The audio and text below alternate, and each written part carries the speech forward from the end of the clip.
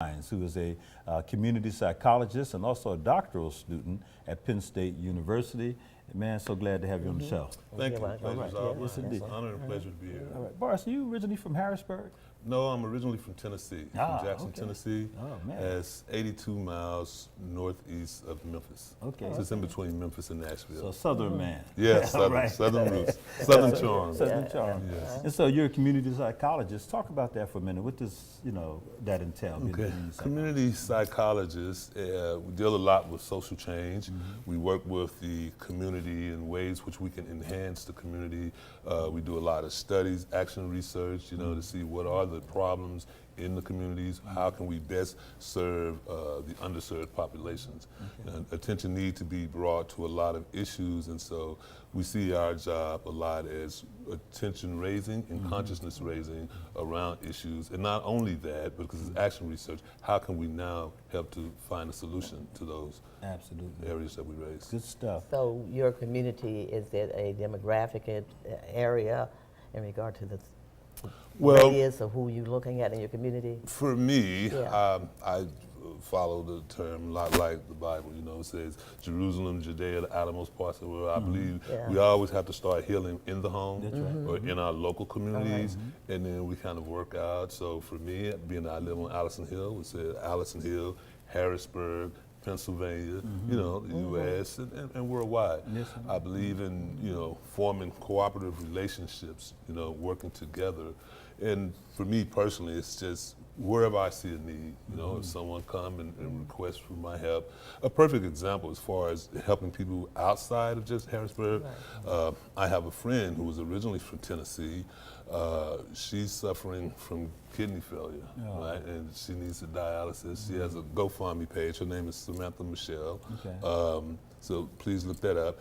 And I'm trying to help her with that, as well as I talk to people at Hershey Medical Center because they have a good transplant, because she doesn't have any support, and to go through a thing like that and to reach out and I say, hey, however I can help you, I'm willing to help you. So I reached out to Penn State Hershey Medical Center and the things that it would take in order for her to get there, to be on the list and have that, So that's an example of reaching out. But locally speaking, I worked a lot with the kids around here. I work with organizations like the Teen Cleanup thing, Teen Corps, that goes around in the summertime, does a clean, helping a lot of the kids from the housing projects and the lower communities to not only learn about working, but a lot towards education.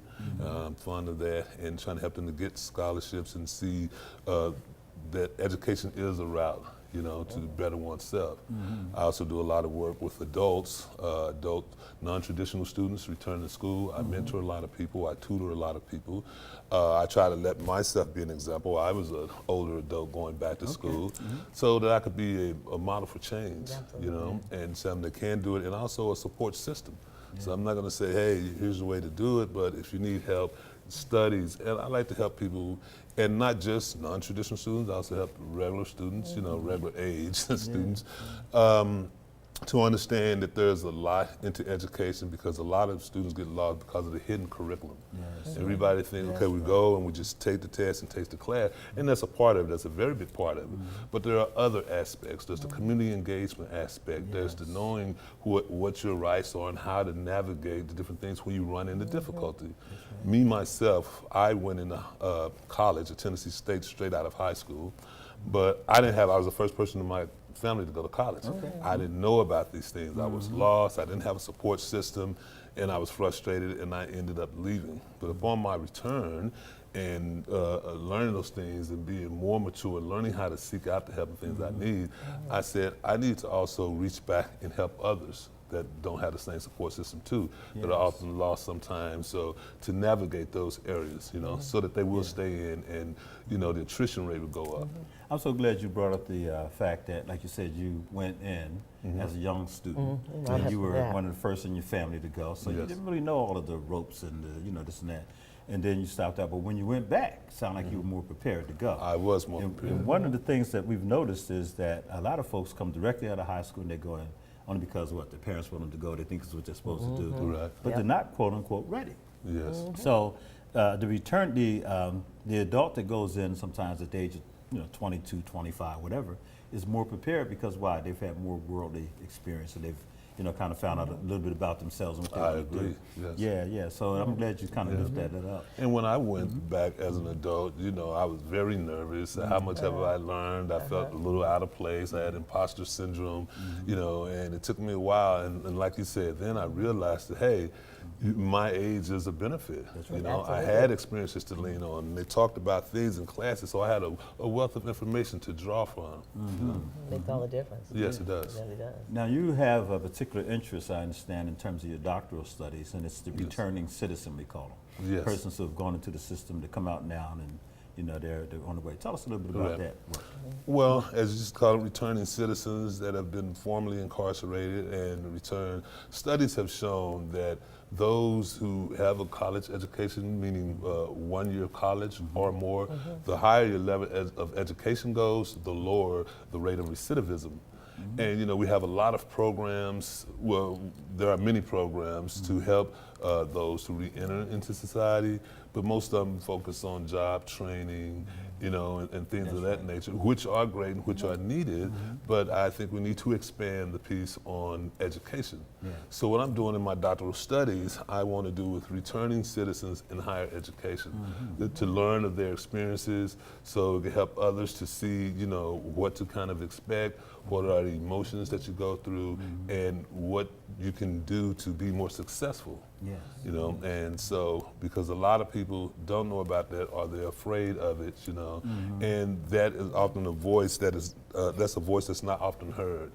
We talk about, and I want people to know that, when someone is incarcerated, most of them are coming back to the streets. Oh, yes. And so we need to bring them into our community. We need to prepare them to be successful, and as they're successful, our community is more successful. And there's also the piece of it helps them to be better husbands, better mothers, better fathers, and we can help to now break that generation thing of ongoing, Absolutely. So, Now, looking at our penal system, and a number of inmates have the opportunity to do higher education. Access has availability. Do you think that's a good preparation for them, is being able to take the studies and things while they're incarcerated?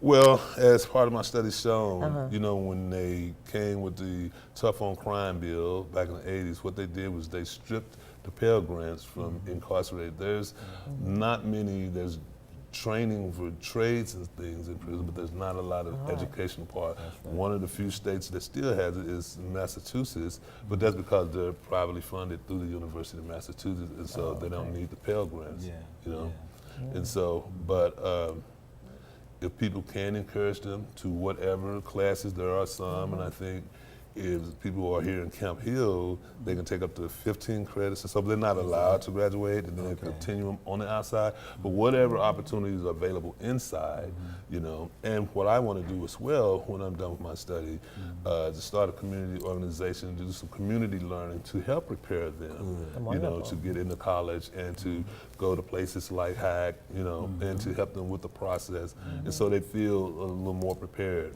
to go. Definitely. I have to give a shout out to 3 organizations that we had talked about before. There's Sound Community Solutions with Vladimir Bofis.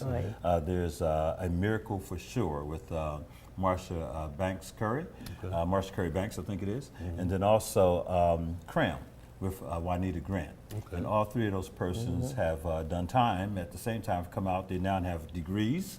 They now have major organizations. And they're helping a lot of people. So Vladimir too.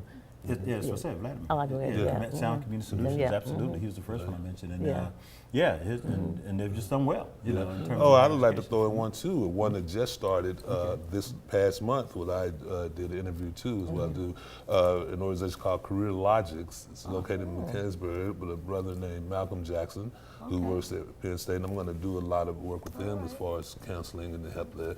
So I told him that I would shout him out and shout the organization out, because we need all these people. We need them all come together. Career Logics. Career Logics, yes. With an X. With an Yes, X. yes, Okay. with an X. All right. Yeah, and we've had other people on the show, and I'm sorry if I don't remember all the names, but they're great examples of what Right. can happen. Yes. And it makes the community 10 times better when they're going in that direction as opposed to the other direction. Right. You know. Yes. Yeah. So as you do your work and your studies, are you finding that when it comes down to factors such as race, income, if a person goes into the system and comes back out, what factors are most prevalent in terms of their overall success or their recidivism?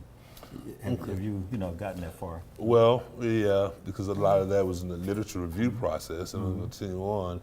And mostly it's the monetary factor, and that's why a lot of the focus is on job training and employment. You need that because they come out and they have fines and restitution and things, and if you're not, you can be reincarcerated or sent back to a halfway house if you're not keeping up with that piece. Right. In fact, a lot of people, because of the money piece, return to crime because they feel like, oh, I got to go get some money in order to stay out of jail.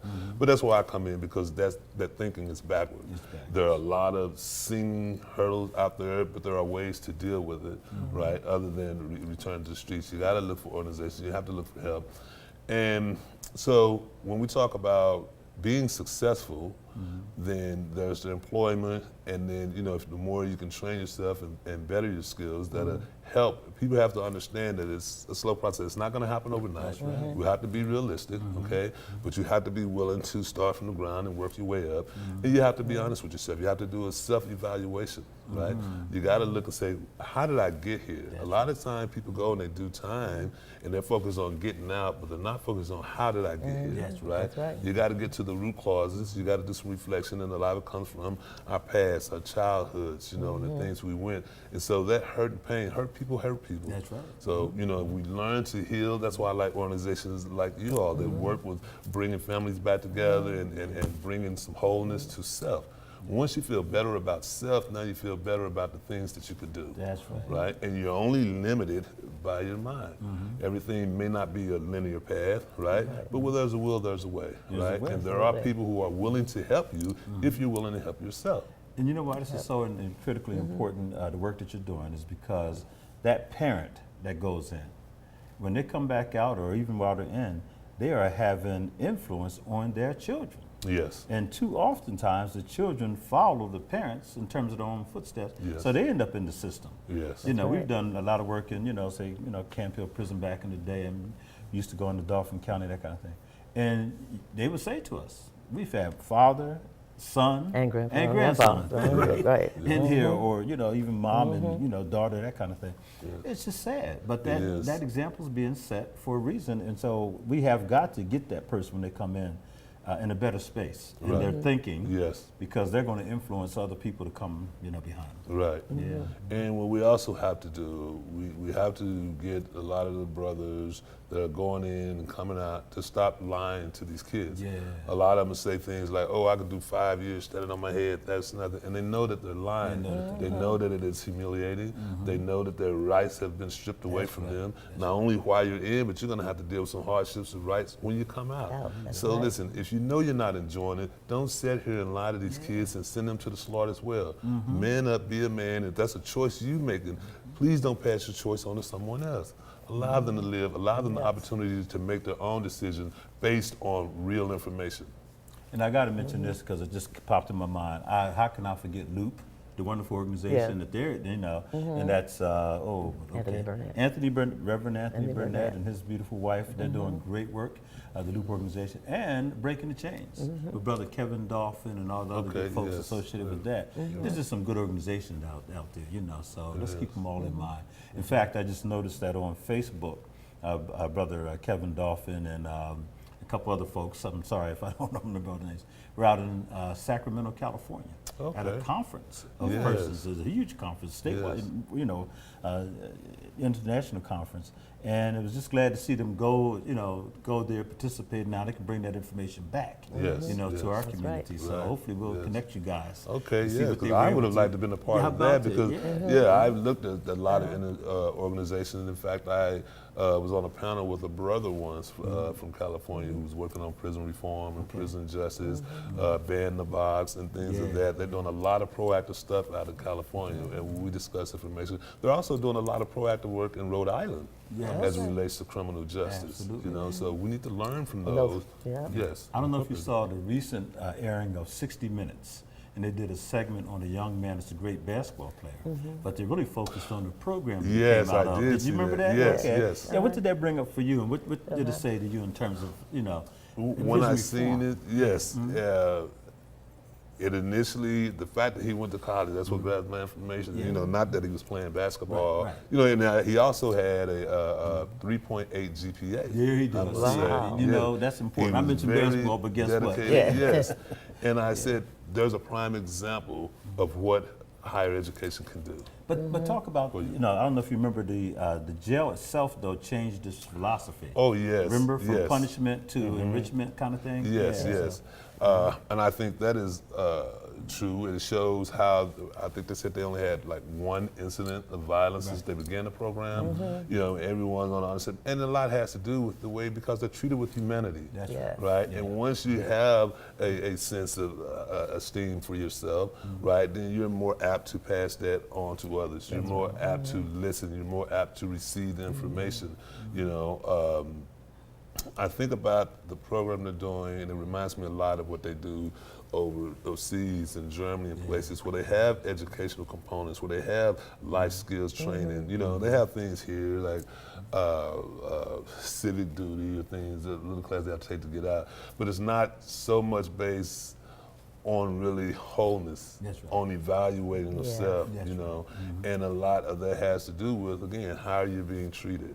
We have to think, and I remember as Martin Luther King said, these are still our brothers. When they come back out, they're still a part of this, and we have to accept them and embrace them into the population. We hold them accountable, like we hold ourselves accountable, right?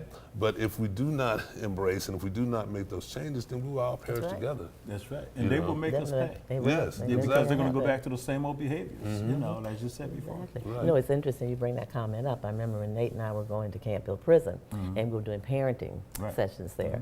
And on a number of instances, some of the men would make comments like, why aren't they teaching this to us before we got here? Yes.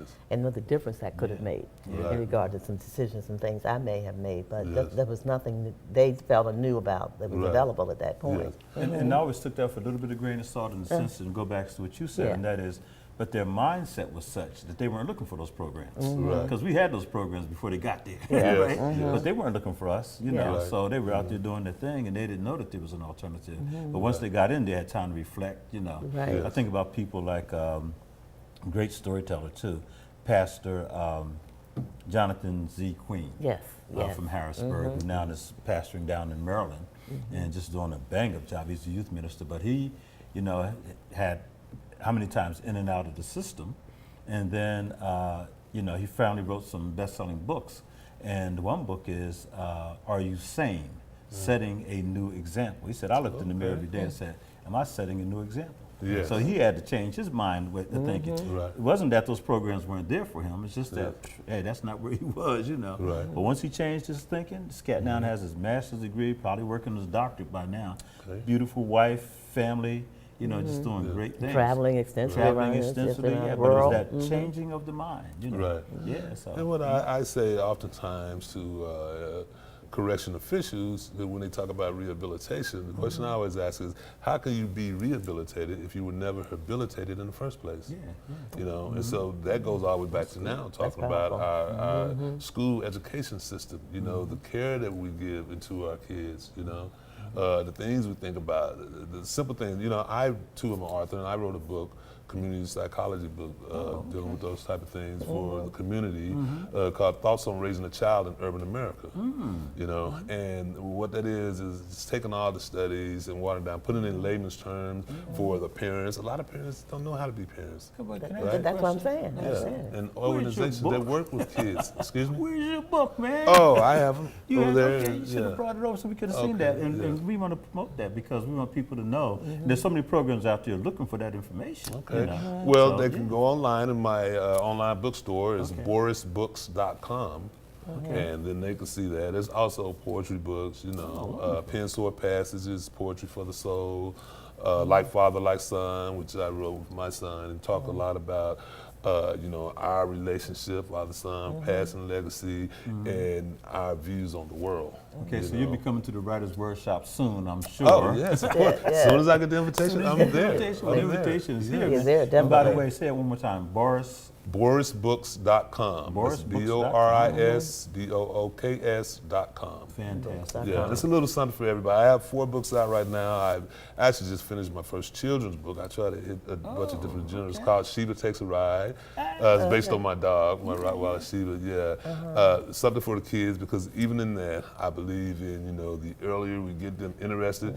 Parents, please read to your kids. Okay, the studies have shown the more the kids are read to, it increases their desire to want to read and to have a proper relationship with education. Fantastic. Which is something we need to change too in the community. You know, we have to stop this stuff where people think, oh, being smart and going to school is not cool. I know. You know, Yeah, and definitely. that is actually the coolest thing you can do. Yeah, about that. Not going to school, skipping school, and doing those other things is not cool. That's not cool. No, Okay? that's not Right. cool. And we got to change Yeah. that narrative. Yeah. You know. I agree. Good stuff, Wholeheartedly. good stuff. So we need to, you know, we always talk about men, in particular young men, and how, you know, it's all physical and they don't want to, you know, stuff.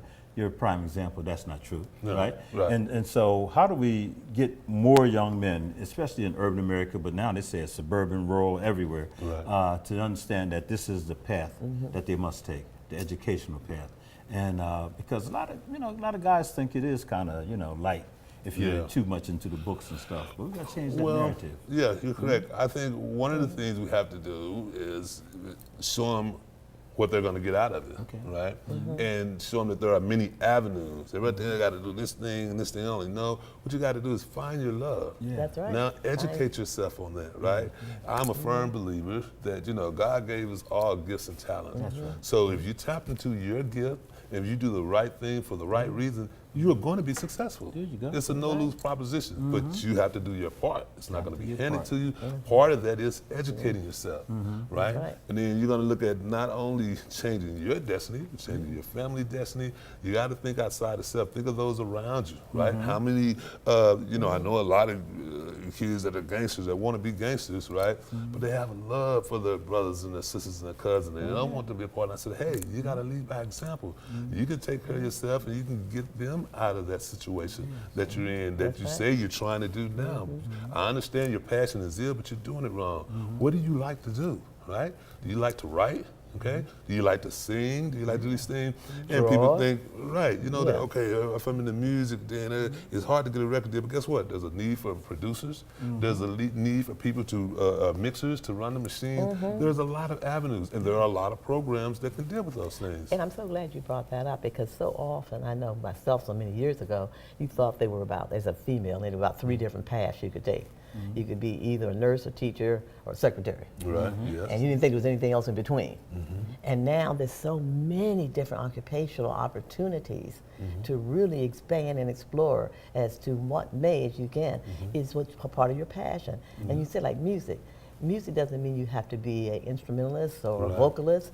There's so many other paths that people can see that still leads them. Yes, Yeah, exactly. and part of that process. Right. So really giving them, and that's what I think Nate talked about, and we have the AXO competition That's through the NACP, is we're trying to give these young people the opportunities to experience and those passions and see how that can move them forth. And then look what that looks like for nationally, what other young people have been doing Yes, and yes. the time that they spend with us. Well, they say, what is it, people perish for lack of vision? Is Yes. that what it is? And so many of our folks have entered into the criminal justice system, people in general, I should say, because of their lack of expanded vision. Yes. They didn't see any other way out, Right. or just that faulty thinking that they had going, and then that mistake is made. Well, I mean, yeah, I was just going to speak right to that, because a part of what I believe too on expanding the vision, we have to catch the kids early, and we have to show them things outside of the neighborhood. You know, I used to live in Chicago. One of the saddest things I ever seen were some kids like 17, 18, 19, all the way up to like 20 years old, who had never been out the south side of Chicago.